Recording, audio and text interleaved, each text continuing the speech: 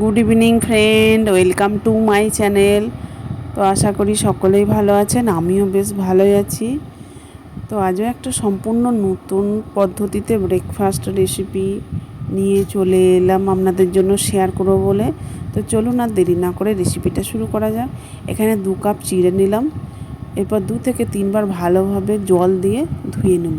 তো যে যেখান থেকে বসে আমার ভিডিওটা দেখছেন, দেশ ও দেশের বাইরে থেকে, একটা লাইক দিয়ে প্রথম থেকে শেষ পর্যন্ত দেখার অনুরোধ রইল। তা নাহলে বুঝতেই পারবেন না আমি কিভাবে এই সম্পূর্ণ ব্রেকফাস্ট রেসিপিটা সম্পূর্ণ নতুন পদ্ধতিতে ব্রেকফাস্টটা রেসিপিটা কিভাবে বানালাম। এরপর চিড়েগুলোকে দেখতে পাচ্ছেন হাতের সাহায্যে বেশ ভালোভাবে মেখে নিলাম। এরপর এই অবস্থায় আমি 1 কাপ সুজি দিয়ে দিলাম, একটা কাঁচা লঙ্কা ছোট ছোট করে কুচিয়ে রেখেছিলাম সেটাও দিলাম, স্বাদ মতো লবণ দিয়ে দিলাম, আর দিয়ে দিলাম 1 চামচের মতো গোলমরিচ গুঁড়ো। এরপর একটু একটু করে জল দিয়ে আমি সব উপকরণ বেশ ভালোভাবে মিশিয়ে 5 থেকে 10 মিনিট ঢাকা দিয়ে রেখে দেব।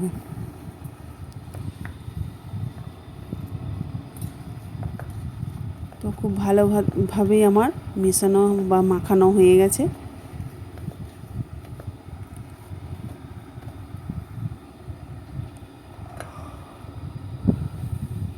তো 10 মিনিট পরে আবারও বেশ ভালোভাবে মাখিয়ে নেব।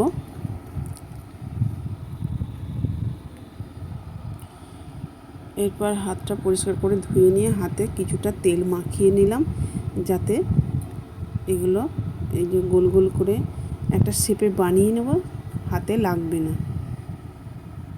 আমি এইভাবে গোল গোল করে দেখুন এইভাবে শেপে বানিয়ে নিলাম। চাইলে আপনারা অন্য যে কোনো শেপে বানিয়ে নিতে পারেন।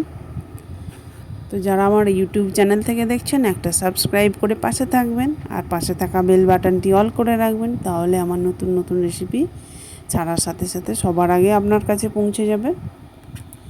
তো দেখতে পাচ্ছেন আমার সবগুলোই প্রায় বানানো হয়ে গেছে। এরপর একটা ছিদ্রযুক্ত পাত্রে নিলাম, তাতে কিছুটা তেল লাগিয়ে দিলাম, যাতে সিদ্ধ হয়ে গেলে খুব তাড়াতাড়ি খুব সহজে এগুলো উঠে যাবে, আর এতে কোনো চিটিয়ে বা লেগে যাবে না এর গায়ে, থালাটার গায়ে।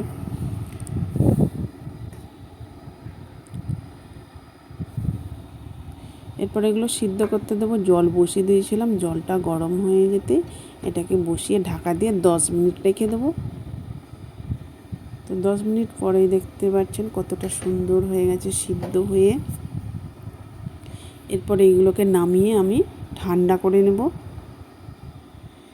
এরপর ফ্রাইং প্যান বসিয়ে দিলাম, ফ্রাইং প্যান গরম হতে দিয়ে দিলাম 1/2 চামচ সাদা তেল, গোটা জিরে আর হলুদ। এরপর কারি পাতা দিয়ে দিলাম।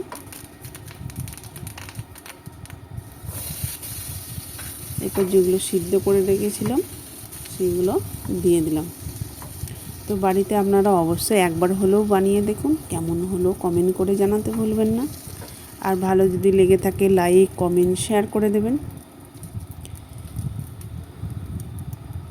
বাচ্চাদের টিফিনে, বড় বা সকালে ব্রেকফাস্টের বা সন্ধ্যে টিফিনের সময় এগুলো বানিয়ে খেতে পারেন। আমি হেলদিভাবে বানালাম, খুব অল্প তেল দিয়ে ভেজে নিলাম। তো চাইলে আপনারা ডুবো তেলেও ভেজে খেতে পারেন। আমি এর সাথে ধনেপাতার চাটনি বানিয়ে নিয়েছিলাম, খেতে কিন্তু দুর্দান্ত হয়েছিল। ভিডিওটা শেষ পর্যন্ত দেখার জন্য অসংখ্য ধন্যবাদ।